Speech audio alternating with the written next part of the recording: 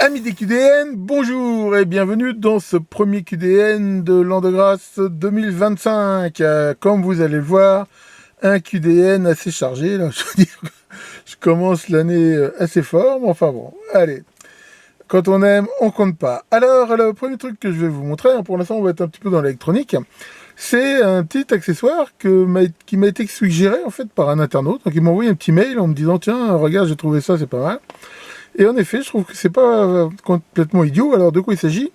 Il s'agit d'un petit accessoire comme ça. Alors quand on l'achète, il est comme ça, hein, ça coûte vraiment pas cher. Je crois que c'est 1 ou 2 euros. On voit ici donc ce boîtier, cette prise USB normale, et ici ce petit réglage. Alors l'idée c'est quoi? En fait, c'est un convertisseur de tension de type Buck Boost qui, comme on peut le voir ici, donc peut donner derrière une tension de 1 volt à 24 volts à partir du 5 volts de l'USB.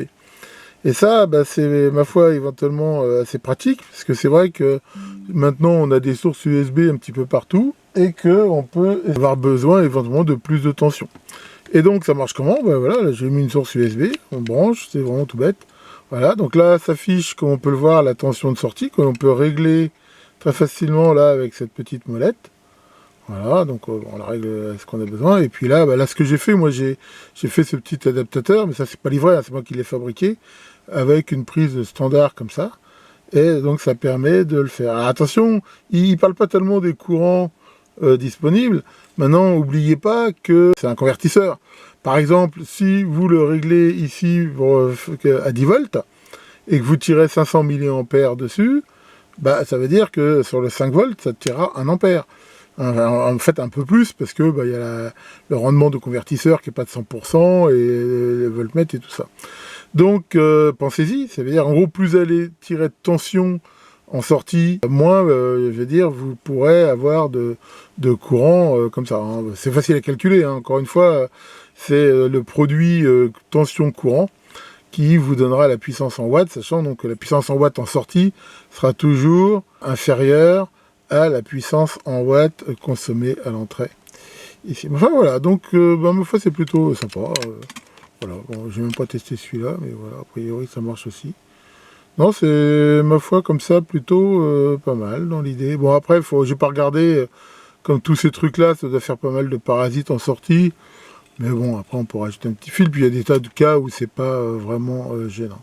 Par contre, je pense que la petite molette de réglage ici, il faut faire attention parce que ça doit être assez fragile. Et en même temps, je rappelle que ces petits trimeurs-là, c'est pas des potentiomètres, hein, c'est pas fait pour être manipulé trop. Mais enfin bon, je pense que c'est pas le truc qu'on va tripoter non plus trop souvent. Alors ensuite, j'ai trouvé ces petits modules là, qui sont ma foi assez sympas, qui permettent de commander une charge. Donc c'est de la tension continue, apparemment ça marche de 5 à 24 volts, et simplement par réflexion. C'est-à-dire voilà, on peut voir, là j'ai mis une LED, voilà, il suffit de venir mettre je veux dire, la main devant, hein, on voit que ça marche avec une distance de l'ordre de, voilà, on va dire 3-4 cm, et pour allumer ou éteindre. Alors ça, j'ai trouvé ça, ma foi, plutôt sympa. On peut voir qu'il y a une petite LED bleue qui s'allume quand, je veux dire, c'est coupé, et elle s'éteint quand la charge ici est allumée. Et ça coûte vraiment que dalle, ça coûte moins d'1 euro, je crois, le truc. Et en plus, alors c'est des petits modules, ils existent de plusieurs sortes. Il y a éventuellement avec des touches sensitives, d'après ce que j'ai vu, ou un autre. Enfin, je sais pas. Enfin, de toute façon, je vous mettrai le lien comme d'hab. Mais ça, j'ai trouvé que c'était pas mal. Et alors, je trouve que c'est intéressant, ce genre d'interrupteur, pour plusieurs raisons. D'abord, c'est déjà hyper hygiénique, vu qu'on voit qu'il n'y a aucun contact. Donc, on risque pas de transmettre les affreux virus de la grippe et autres comme ça. Mais indépendamment de ça, c'est aussi, par exemple, une sécurité. Je pense que si un jour, enfin, sur des trucs, par exemple, éventuellement de haute tension ou autre, ça permet, voilà, là, on est sûr qu'il ne risque pas d'y avoir de contact. Enfin, voilà, j'ai pas mal d'idées par rapport à ces petits trucs-là, et vraiment c'est assez sympa. Alors justement, j'en ai trouvé d'autres, des capteurs comme ça de proximité. Alors je vous montrerai ça plus tard. Alors celui-ci, c'est un modèle qui donne une tension analogique selon la distance de 10 à 80 cm. Alors il y a plusieurs modèles, il y a aussi jusqu'à 1,50 m. Et donc, je vous montrerai ça, je pense, quand je les utiliserai. Et ça, c'en est aussi d'autres modèles, a priori qui s'appellent VL53L, qui eux sont faits pour être pilotés via un bus Je pense que c'est du 2C, quelque chose comme ça. Alors en même temps, la LED que j'utilise ici, on peut voir c'est une LED qui est hyper brillante. J'ai trouvé ce petit lot là pour pareil, c'était pour l'ordre de 2 euros, pour 50 LED comme ça, donc qui sont assez puissantes. Hein. Là, elle est sous-alimentée, et on voit déjà qu'elle brille méchamment. Et donc, ça va jusqu'à 3V4, 0,5 watts. Après, c'est pareil, ces LED-là, on a toujours intérêt à les utiliser un petit peu en dessous de leur puissance max si on veut qu'elles durent. Alors, ce qui est intéressant, c'est que voilà, le plus et le moins sont repérés, mais en même temps, on voit qu'il y a un socle pour pouvoir les mettre sur un système, une plaque d'alu pour les refroidir, mais le socle est isolé. Il est relié à aucune des pattes ici. Donc ça, voilà, c'est ma foi plutôt sympa aussi. Alors ensuite, j'ai trouvé cette petite platine qui se veut être des références de résistance et de condensateur où les valeurs ont été écrites à la main. Donc je suppose qu'elles ont été mesurées avec un appareil performant. L'idée c'est d'avoir une petite référence. Il y aura bien sûr que des bornes. Enfin bon, j'ai mesuré vite fait avec une R5000 là. Dans l'ensemble, on va dire c'est relativement bon. Enfin voilà, 2-3 chiffres après la virgule. Après c'est toujours pareil, c'est tout pour les condensateurs, ça dépend de la fréquence de mesure, la méthode de mesure et tout. Mais enfin bon, c'est quand même relativement juste et je pense que ça peut être intéressant quand on veut contrôler un multimètre ou autre, d'avoir quand même cette petite référence. Bon, voilà, c'est livré avec ces petites entretoises là. Et ça vaut que dalle. Alors, je vous ai montré il y a quelques temps, dans une vidéo, je ne sais plus quand, les fameuses prises de ce genre là qui permettent de connecter des fils volants sur de la prise banane. Et j'ai dit que celles-là qui sont très bonnes, hein, c'est des radiales. Elles n'étaient pas forcément faciles à trouver, assez chères. Et il n'y a pas longtemps, j'ai trouvé sur Ali ces petites prises là avec un système de levier et qui, ma foi, ont l'air pas mal. Alors, ça se met comment Voilà, c'est pareil, hein, c'est du fil que j'ai trouvé, c'est pareil, du fil comme ça. Bon, il n'est pas terrible ce fil, mais des fois pour des bricolages, ça suffit largement, il était vraiment pas cher. Et donc là, si on le met, voilà, ici, après on bloque avec le levier, et ma foi, ça tient bien. J'ai fait une mesure de résistance tout à fait correcte. Donc là, je pense que c'est plutôt pas mal pour faire comme ça des tests d'un transfo, d'un truc. Donc j'ai pris les quelques rouges noirs et puis ces petits assortiments de couleurs. Hein. Je pense que ça sera sympa. Alors j'ai aussi repris ça. Ça c'est pour mon bureau. En fait c'est assez pratique. C'est des règles. En fait c'est des PCB hein, qui ont été faits, mais c'est des règles, je veux dire, un petit peu de référence qui donnent les différentes empreintes, les différents écartements, les différents perçages. Et quand on fait des PCB, c'est super utile d'avoir ça. Vu que quand on a un composant, on peut tout de suite vérifier le diamètre qu'il faut faire, la largeur des pistes, les différentes empreintes. Et ça, c'est vraiment pratique. Donc là, il y en avait 2 lots. En fait, il y avait un lot de 3, comme ça. Donc j'ai pris ça. Puis il y avait celle-là qui avait l'air aussi pas mal. Ici. Donc ça, c'est vraiment pratique. Hein. Je vous conseille vraiment d'avoir ça. Ça coûte pas très cher et ça aide vraiment quand on a un composant comme ça, on peut tout de suite voir, c'est les bonnes tailles. Surtout pour les trous, c'est très pratique. On voit tout de suite la patte du composant, les trous qu'il faut avoir. Ensuite, j'ai trouvé ces petits trucs. Bon, c'est pareil, ça j'en ai, mais celles-là, elles étaient vraiment pas chères. Et puis, voilà, elles sont coupées et tout. Hein, c'est de la petite Veroboard. Je rappelle que des fois, autant c'est des fois pratique d'avoir des plaques de protoboard à pastilles, des fois à bande c'est bien aussi, hein, sachant que avec un petit outil hein, que j'ai ici par exemple, en fait on peut le faire avec n'importe quelle forêt comme ça, on peut aller facilement couper la bande, et ça des fois c'est très pratique, et j'en utilise beaucoup là, donc voilà. Ce petit lot-là, ça me servira bien. Ensuite, j'ai trouvé ici ces résistances de puissance. Et j'en ai pris 2 valeurs, des 0 1 ohm. Donc là, l'idée, c'est de pouvoir faire des shunts hein, pour pouvoir mesurer autrement des courants. Et elles sont pas mal. Hein. C'est bobiné, c'est fait pour être monté sur un radiateur. Ça tient 25 watts, ce qui est déjà quand même beaucoup. Et des résistances de 8 ohms. Et là, c'est pareil. Des fois, ça peut être pratique quand on teste des amplis, des trucs comme ça, d'avoir des résistances. Alors je sais pas si elles sont inductives ou pas, bon enfin bon, c'est pas forcément des fois hyper gênant, et on voit que ça tient 100 watts, hein. Après on peut les mettre sur un radiateur, mais pour tester vite fait un ampli, ça peut être sympa. J'ai trouvé ces petits interrupteurs. Alors pourquoi je les ai pris? Parce qu'ils ont un truc que j'aime bien au niveau du look. Ils sont de type palette un petit peu. Après, au lieu d'être rond, on peut voir qu'ils ont voilà, cette sorte de queue d'aronde là. Et alors c'est pas des inverseurs, c'est juste des marche-arrêts. Mais voilà, j'ai trouvé qu'ils avaient un petit look sympa. Et bon, après ça coûte. Fallait pas se priver. Alors ensuite, bah, j'utilise énormément de ces connecteurs XH là. Et je vous ai déjà montré ça, j'ai tout ce qu'il faut pour les sertir et tout. Mais d'un autre côté, c'est assez chiant à sertir. Et dans bien des cas, j'ai pas besoin de grande longueur. Et là, j'ai vu qu'il en existait des tout sertis dans différentes longueurs, centimètres ou 10 cm de fil. Et honnêtement, ça a l'air d'être plutôt de bonne qualité. Je me suis dit, voilà. Dans bien des cas, au lieu de passer 3 heures à sertir ça, autant les utiliser tout fait. Donc je me suis fait un petit lot de trucs sertis comme ça.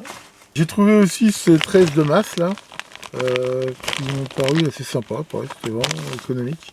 Bon après on peut les retailler, mais voilà, ça peut être intéressant si on veut faire des mises à terre, puis ça permet éventuellement de passer un courant assez important. Alors un autre petit truc sympa, c'est un truc qui s'appelle le TC3, je crois, qui permet en gros de tester les câbles de charge qu'on utilise tous en USB-C, micro USB, ainsi de suite. Donc là, l'idée de ce truc, c'est que on l'alimente avec n'importe quelle source capable de donner de l'USB-C, ici, et derrière, on va brancher un câble, donc soit un type C vers Lightning C ou micro, ou A vers Lightning C ou micro. Et les LED ici diront les câbles qui sont connectés. Alors attention, il ne faut pas se tromper, hein. Ils disent bien que sinon ça peut faire des bêtises. Donc la première chose à faire, c'est donc d'avoir une source d'alimentation USB-C. Donc là, c'est ce que je vais faire, hein. Je vais brancher ici ce câble là sur mon alim. Voilà. Et on la branche à cet endroit-là. Et après, bah, si par exemple je vais tester ce câble, ici, voilà. Donc ça c'est un câble micro USB. Voilà.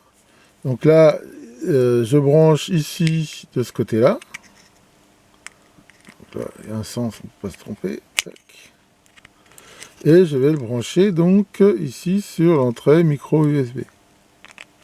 Tac. Et voilà. Et là, on peut voir que les LED ici s'allument et je vois que j'ai bien ground, VCC, des plus, des moins. Et donc, a priori, mon câble déjà contient bien les données et n'est pas coupé. On peut voir ici, éventuellement, des fois il y a une liaison en plus. Et voilà, donc ça peut être un petit outil vraiment qui coûte que dalle, qui peut être très facile pour tester si vous avez un doute, un câble qui dit tiens, je comprends pas, il n'est pas reconnu ou autre. Avec ça, vous pouvez très facilement tester ici donc les câbles les plus utilisés. Bon, surtout que maintenant avec la norme, c'est plutôt du C vers du C ou du A vers du C. Mais enfin bon, ça teste quand même ici les autres. Voire même avec d'autres adaptateurs, on peut éventuellement en tester d'autres. Donc ça voilà, j'ai trouvé que c'est sympa, c'est pareil, ça coûte que dalle. Et c'est plutôt cool. D'ailleurs, je rappelle aussi que ça peut être intéressant pour se fabriquer un câble, hein. Je vous rappelle que pour un problème simplement de sécurité informatique, quand on trouve maintenant un peu partout des chargeurs à droite à gauche, dans les gares, les machins et tout, je vous conseille soit d'acheter, soit de vous fabriquer, c'est facile, un câble où il y a juste VCC et ground. Vous coupez les deux coups, les deux câbles, hein, le blanc et le vert, si je me rappelle bien, à l'intérieur, qui sont des plus, des moins. Vous vérifiez qu'ils ne sont pas connectés. Parce que grâce à ça, ça évite. Des fois, il y a des petits malins, ils bricolent ces chargeurs, et quand vous connectez, ils arrivent à pirater des trucs. En faisant que l'alimentation, il y a quand même peu de chances qu'ils piratent quoi que ce soit. Donc si vous voyagez des fois, je vous conseille de vous fabriquer ou d'acheter ce genre de câble. Comme je vous l'ai déjà dit, chez moi, je n'ai pas l'eau courante. J'ai un puits et une pompe. Et donc, si cette pompe ne fonctionne pas, j'ai plus d'eau. Ce qui n'est pas pratique pour se laver et laver courante. Alors, il y a quelques temps, j'ai eu la mauvaise surprise de voir que mon Pressostat s'était mis à fuir. Alors pourquoi? Parce qu'ici, mon eau est relativement acide. Et en même temps, c'était un Pressostat où ils ont tellement économisé la matière qu'il n'y a vraiment pas beaucoup d'épaisseur et que ça a tout niqué. Alors, dans l'urgence, il a fallu que je retrouve un Pressostat et je me suis aperçu que c'était pas si facile que ça finalement à trouver et surtout ça coûtait, ma foi, très cher. Alors je me suis dit, bon, j'en ai trouvé un, je veux dire, à Leroy Merlin, que moyen, mais enfin bon, qui m'a dépanné. Mais je me suis dit, je vais chercher un petit peu ce que je peux voir, des fois si je trouverais des trucs. Et je suis tombé là-dessus. Et ça m'a paru assez intelligent. Alors qu'est-ce que c'est? C'est un pressostat, mais un pressostat numérique. Donc on va monter ici sur la pompe. Alors bon, il y a toujours des tas d'adaptateurs, mais enfin bon, ça c'est de la plomberie, on trouve toujours les bons adaptateurs. Et derrière, bah, c'est tout bête, hein. Ici, d'un côté on branche le secteur, de l'autre côté on branche la pompe. On peut pas faire plus simple. Et ici, donc, on va voir la pression. Et ce qui m'a paru assez intéressant, c'est que plutôt de tout régler le truc à ressort, avec l'hystérésiste ou le cinéma, là, on va pouvoir programmer le seuil de déclenchement haut, le seuil de déclenchement bas. Et il y a une autre fonction que j'ai trouvée assez intéressante, qui est l'option manque d'eau.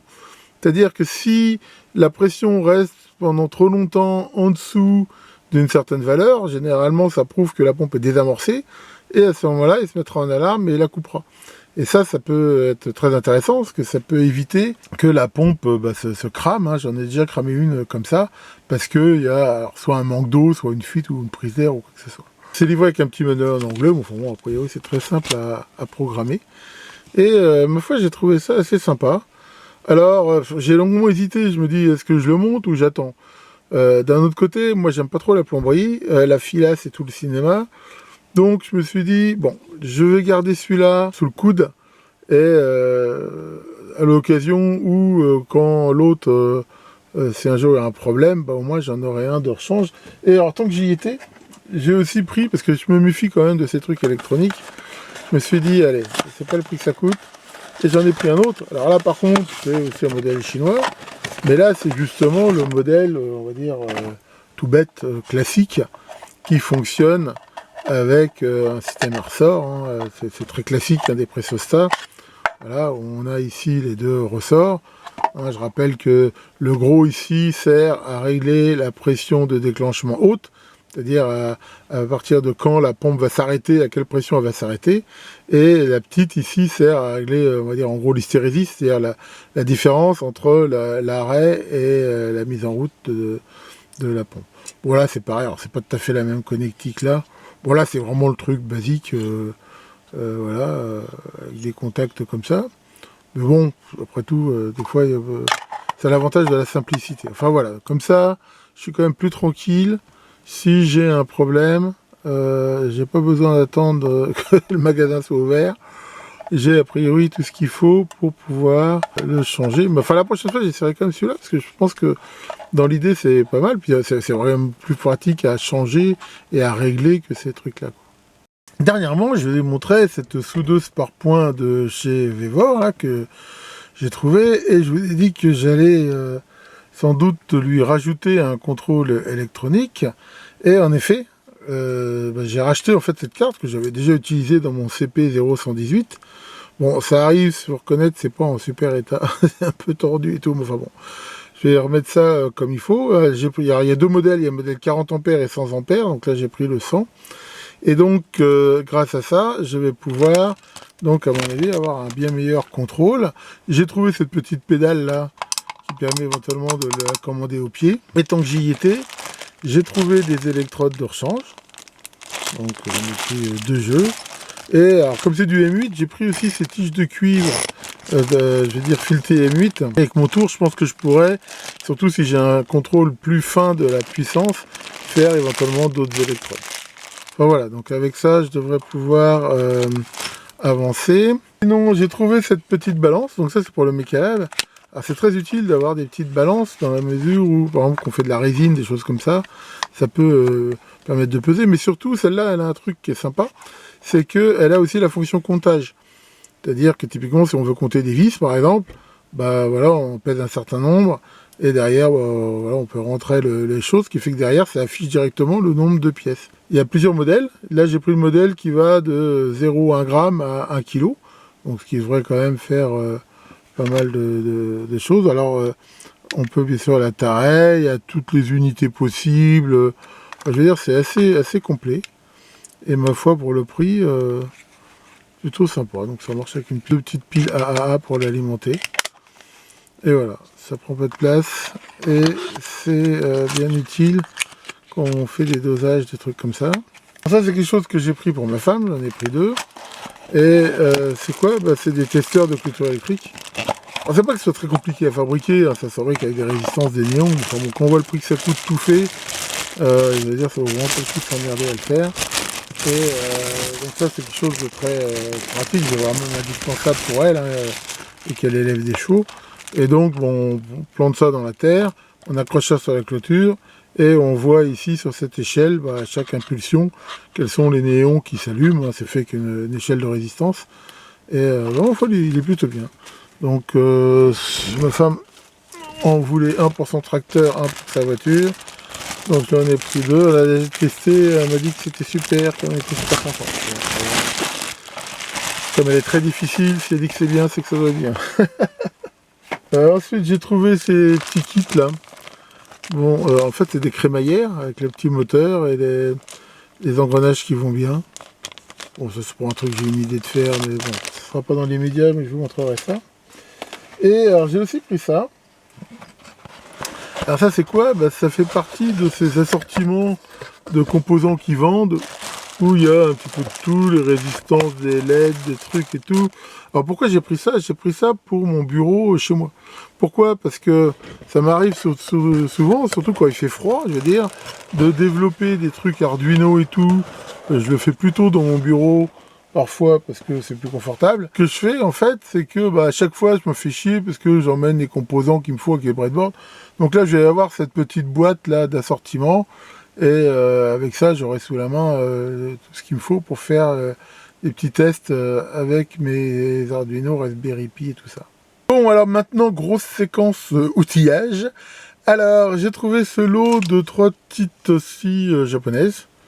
Donc, qui sont pas très grandes, mais qui ont l'air, ma foi, pas trop mal. Donc, il y en a voilà, une comme ça, une double et celle-ci.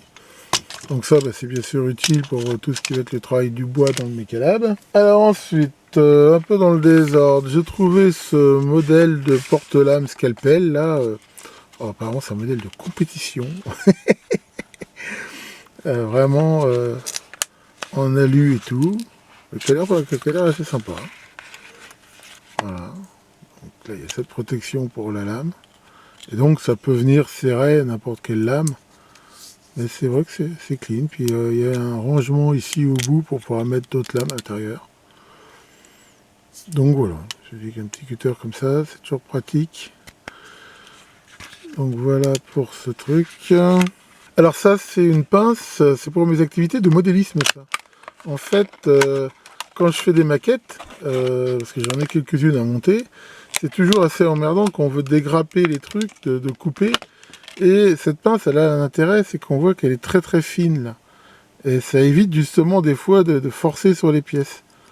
Et donc là, a priori, elle est un peu étudiée pour ça. Et donc ça va aller là où je fais des maquettes. Bon, c'est vrai que je n'ai pas trop le temps d'en faire en ce moment, mais j'aime bien faire ça. J'en ai quelques boîtes à monter que j'ai mis de côté en disant que je ferai ça quand je serai à la retraite. Alors là, nous avons un magnifique tourne à gauche. Ça rigole pas. En fait, je me suis pas fait avoir. J'avais un doute, mais mon doute a été confirmé. C'est qu'en fait, l'annonce de ce truc-là était mal gaulée. Et il parlait de cliquer. Je me suis dit, un tourne à gauche à cliquer, ça serait pas idiot. Mais en fait, non. C'est pas du tout un modèle à cliquer. Mais c'est un modèle assez sympa, qui a l'air d'assez bonne qualité. Ici, donc qui va permettre pour tarauder de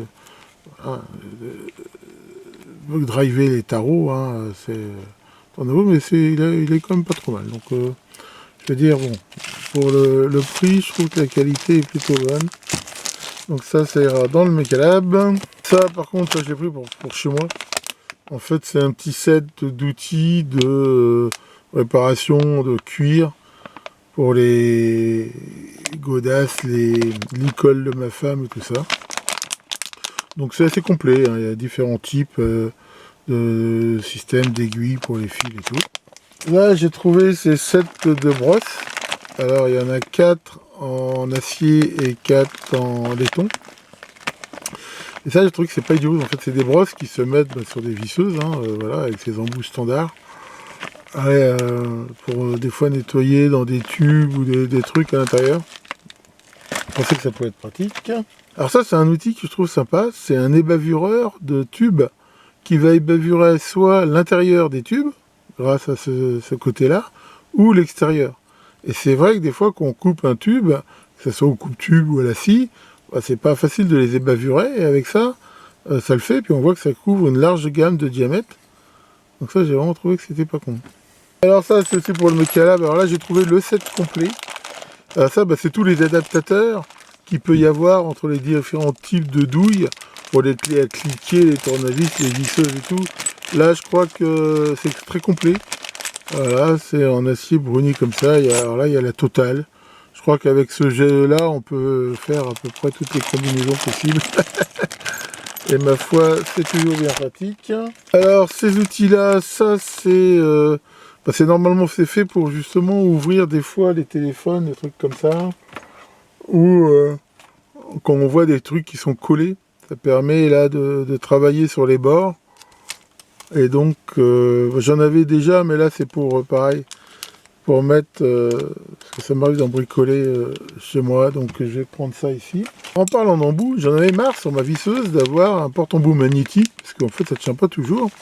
Et là j'ai trouvé ces porte-embouts, là c'est un lot de trois différentes tailles, mais qui ont, comme on voit, ce système de verrouillage là, hein, qu'on retrouve ici par exemple. Et ça permet de bien mieux tenir les différents accessoires.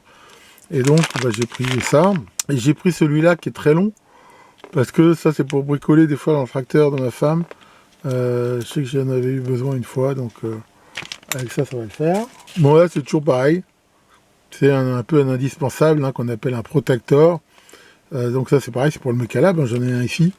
Et donc là ça permet de faire mesurer ou tracer n'importe quel angle. C'est très pratique. Pareil dans le Mecalab, j'ai trouvé ce lot de douilles, là c'est des douilles emmanchées, qui ont l'avantage aussi justement, c'est directement les prendre à l'intérieur. Voilà. Et il y a toute la... Voilà, des petites jusqu'à 17 ou plus. Voilà, c'est le jeu complet. Alors ça, c'est des forêts que j'aime beaucoup, ça s'appelle des forêts à dépointer. Alors, en théorie, c'est fait pour, je veux dire, enlever les points de soudure, justement, de soudure par point. Et on voit que c'est une taille comme ça. Mais c'est surtout impeccable pour faire des beaux trous dans les tôles, dans le plastique. C'est vraiment très pratique. Donc là... j'en ai trouvé de différents diamètres. Et ça, je vous conseille, hein, quand vous voulez faire des trous dans des tôles fines ou des choses comme ça, c'est vraiment ce qu'il y a de mieux. Vous voyez cette petite clé à molette, là, qui est vraiment de bonne qualité, sympa, prend pas de place, c'est vraiment cool. Alors, j'ai pris ces deux jeux ici, qui sont identiques, et qui sont, comme on peut le voir, des tournevis avec des embouts hexagonaux, hein, pour les vis sèches et tout ça. Alors, ça c'est pour aller dans le Mecalab, j'en ai déjà un jeu ici, mais surtout, vous allez me dire, bah oui, mais pourquoi tu en as pris un deuxième jeu? Parce que, comme on peut le voir, les poignées ici, elles se démontent facilement, c'est des bonnes poignées en alu, et là, je vais pouvoir me faire tout un jeu de tarots emmanchés, quitte des fois à repercer un petit peu, et d'avoir des tarots emmanchés, c'est vraiment pratique quand on veut réparer un filetage ou en faire un... des fois facilement, des fois dans de l'alu ou du plastique. Et avec ça, là, je vais pouvoir me faire toute la série. Donc là, ça va être plutôt très cool. Pareil, je vous avais montré dans un autre QDN que j'avais eu des alésoirs. Mais mes alésoirs, ils partaient qu'à partir de 3 mm. Et là, j'en ai trouvé de 1 à 3, justement, des petits alésoirs sympas. Donc, moi qui travaille souvent avec des petits trous, là, ça me permettra d'avoir ça, c'est quelque chose qui me manquait. J'ai trouvé ces petites pinces Bruxelles, qui sont très très fines, et parfois c'est bien pratique. Et on voit qu'elles ont des embouts d'une finesse très très grande. Voilà, donc ça va le faire aussi. J'ai trouvé là, c'est pareil, c'est pour mes petites perceuses que je vous ai montré dans le Mecalab. Pareil, c'est des forêts épaulées. Et ça c'est mieux, parce que ça permet d'avoir un meilleur serrage, même quand on fait des trous de diamètre très petits. Je suis trouvé ces fraises lime diamantées là. Pareil, j'ai repris cette boîte, elle était sympa. Donc ça c'est pareil, les fraises lime, ça sert un peu à tout. Hein. J'ai aussi trouvé ici ce petit adaptateur. Et là c'est pareil, ça permet de prendre des forêts qui sont très petits. Et puis voilà, c'est pour l'adapter sur n'importe quel truc. Bon, j'ai une petite idée d'un bricolage à faire avec ça. J'ai trouvé aussi cette toute petite fraise, je sais pas si on voit bien, qui est une fraise, on va dire, en queue d'aronde quelque part, qui est vraiment petite, hein, je sais pas si on voit bien. Et ça c'est pareil pour faire un truc que je voudrais usiner dans du plastique. J'ai aussi trouvé ces aiguilles, là c'est en inox, c'est très costaud.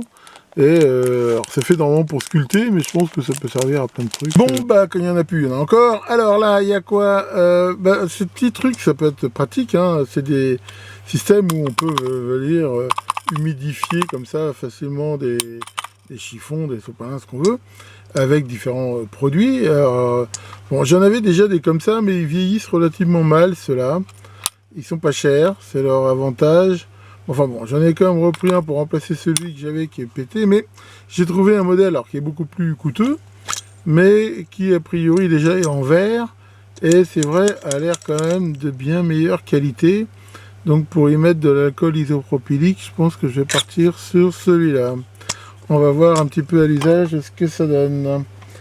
Alors tant qu'on est dans le nettoyage, justement, j'ai trouvé ces petites éponges qui sont en fait des espèces de mini cubes de mousse qui sont étudiés justement pour pouvoir facilement nettoyer les circuits, les choses comme ça. Voilà, on voit très bien que ça se prend comme ça avec une pince à épiler. Voilà, et on voit ici, hein, c'est pas gros, hein, c'est des tout petits cubes de mousse comme ça là.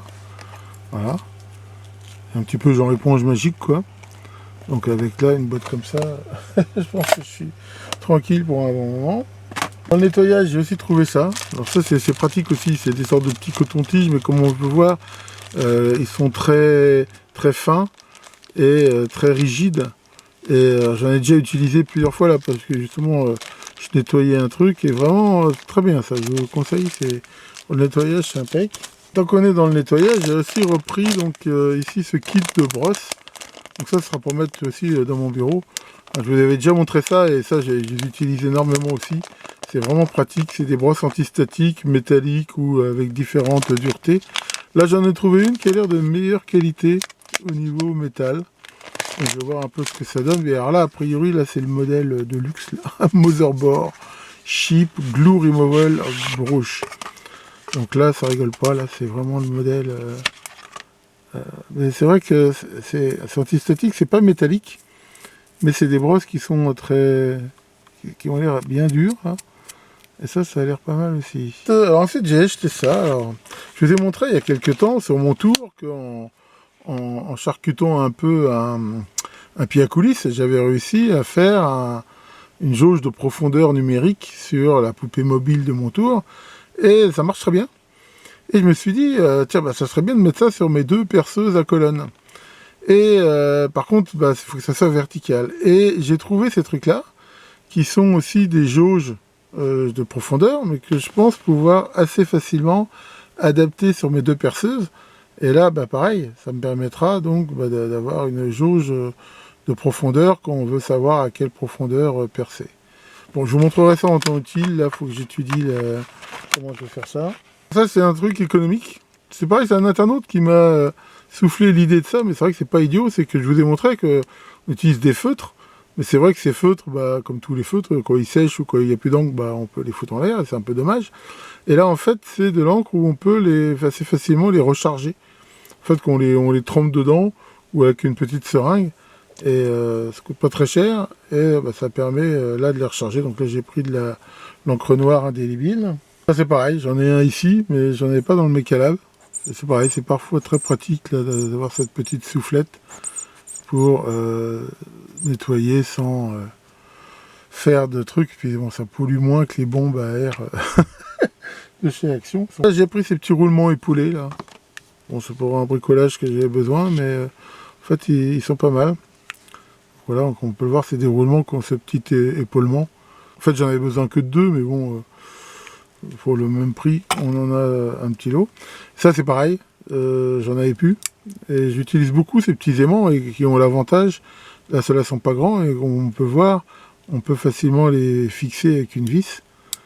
Et c'est très pratique. J'ai aussi trouvé, pareil, pour un truc que j'envisage de faire, des petites charnières. Bon ça c'est des charnières qui a priori sont utilisées pour l'aéromodélisme. Voilà. Sont légères et bon, on peut les utiliser pour ce qu'on veut.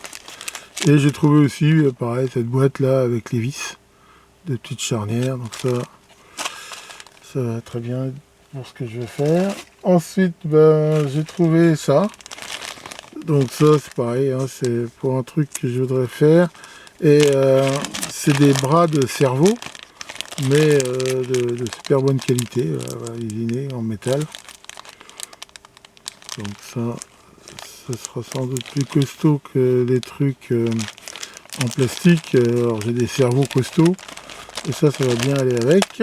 Ensuite, un peu de matière première, hein, donc j'ai repris ici du feuillard de cuivre de 1/10 d'épaisseur, donc qui n'est pas autocollant. Et ça c'est pareil, ça sert un peu à tout, faire des réparations, des trucs, et aussi des fois des petites cales d'épaisseur, vu que ça fait 1/10, bah voilà, en mettant plusieurs épaisseurs, on arrive à faire des ajustements. Là j'avais besoin de cette barre de cuivre, donc là, ça, bien sûr, hein, je rappelle, je l'ai pris là parce que j'avais besoin d'un truc qui conduise très bien à l'électricité. Je suis surpris aussi, on a un petit assortiment là de tiges en laiton. Je suis tombé sur le site, il y a un peu tous les diamètres. Ça c'est pareil, ça sert à tout. J'ai trouvé aussi, pareil, ces 2 barres de cuivre et 2 barres de zinc. Bon, j'avais pas de zinc. Bon, à vrai dire, je sais pas encore trop ce que je vais en faire, mais bon. J'avais surtout besoin là des barres de cuivre à usiner. Ça c'est pour mon autre soudeuse par point. Mais avec ça, je me suis dit, tiens, bon, comme ça, c'est vendu avec. Je me dis, si un jour j'ai besoin de zinc, j'en aurai. Pour terminer ce long QDN, alors il y a bien sûr toujours un petit peu de visserie dans mes QDN, généralement. Alors là, j'ai trouvé ce petit accessoire là qui permet très facilement de mesurer le diamètre et la longueur des vis. Et comme on peut le voir, c'est imprimé en 3D. C'est vrai que de plus en plus, là, je vois des fois on achète des trucs et c'est pas moulé, mais c'est imprimé en 3D. Mais enfin bon, ça fait bien le job. J'ai vérifié, les longueurs sont bonnes. Donc ça, voilà, un petit accessoire pratique. Alors au niveau visserie, bah, c'est pareil, j'ai repris ça. Vu que j'en fais une consommation phénoménale, donc ça, bah, j'en ai repris ici cette boîte. Hein, et ils sont pas mal les trucs en alu. Hein. Ça a l'avantage de ne pas rouiller, d'être assez léger. Par contre, c'est vrai que c'est moins solide que ceux en acier, mais je veux dire, ça le fait quand même bien. C'est pareil, j'en ai repris et j'en utilise beaucoup. C'est assez pratique, hein, je rappelle, c'est des petits caches de vis. Et par exemple, toutes les vis que j'ai mis dehors dans mon mécalab, j'ai mis ça dessus. Alors d'abord, au niveau esthétique, c'est quand même plus beau. Et puis, ça protège quand même un peu de la corrosion, ce qui fait que si on a besoin de démonter, ça évite que les vis s'oxydent. Là, j'ai retrouvé ce petit assortiment de vis. Là, pour le coup, c'est du cruciforme avec des têtes très plates. Là, il y a du M2, M2.5, M3. Donc, j'ai pris ça. Là... Ça c'est pareil, j'en avais besoin pour un truc, alors c'est pareil, j'en avais besoin que de 2, mais on retrouve que des lots comme ça. Donc ça, bah, en fait, c'est de la vis à tôle, avec ces petits inserts là qui permettent, bah, en gros, de se coincer dans une tôle et de venir visser dedans de façon stérile. Là, j'ai trouvé aussi donc 2 assortiments de rondelles freins, hein, des rondelles crénées. Donc là, il y a un assortiment de M3 à M12 avec des dentures extérieures. Et a priori, c'est pas de l'inox, c'est de l'acier. Et là, par contre, en inox, il y a cet assortiment. Et en même temps, pour chaque diamètre, il y a soit avec des dentures intérieures, soit des dentures extérieures. Voilà, ça, j'avais pas encore ça. Là, ça me fait un petit assortiment. Ça, c'est pareil, c'est pour le Mecalab. Ça permet là d'avoir des... pour fixer des étagères. Donc là, bah, ça se visse dedans et puis permet de les mettre facilement. Et pour finir, j'ai pris ici ces petits écrous à ailettes là, ou à oreilles, hein, ou wings nuts, hein, les Anglais appellent ça comme ça, des écrous avec des ailes. Donc là, il y a différents diamètres et voilà, c'est en nylon noir. Voilà. Donc là, c'est pour fixer des trucs dehors. En fait, l'avantage de ça, par exemple, j'ai mis ça sur mes caméras, certaines de mes caméras, quand j'ai besoin de les démonter, ça permet de le faire sans outils, mais je veux dire, des trucs qui ne s'oxydent pas, quoi. Bon, et bien voilà pour ce premier QDN de l'année. J'espère que ça vous aura intéressé. Comme on peut voir, c'était, ma foi, assez riche. Donc, comme d'habitude, hein, je mettrai en commentaire de la vidéo les liens de partout, moi, où j'ai trouvé ces trucs-là. Voilà, si ça peut vous inspirer. Après, hein, comme je le dis dans le commentaire, moi, je m'en fous que vous les preniez comme moi ou pas. J'ai pas du tout la prétention d'avoir pris les moins chers ou les mieux. Après, voilà, c'est à vous. si ça vous inspire de faire vos propres recherches. Bon, là, je suis dans mon labo, ça caille un peu. Alors, j'ai commencé à faire un peu de rangement, hein. On peut voir que j'ai commencé à trouver une place, là, à ce nouvel oscilloscope Siglent, qui sera très bien à la place de son prédécesseur, hein, vu qu'il est quand même beaucoup plus performant. Et puis, tiens, Maurice, oh, t'as pas l'air content. Quoi, qu'est-ce qu'il y a? Tu t'es fait casser par Pincette. Ah bah pourquoi? Ah oui, elle avait une casquette, tu lui as dit, dis donc, t'as mis ta casquette à l'envers, la visière est derrière. Elle t'a dit, oui, c'est parce que ma visière est plus longue que ta bite. En effet, tout s'explique. Bon, allez là-dessus, faites de bons bricolages et à très bientôt pour de nouvelles vidéos.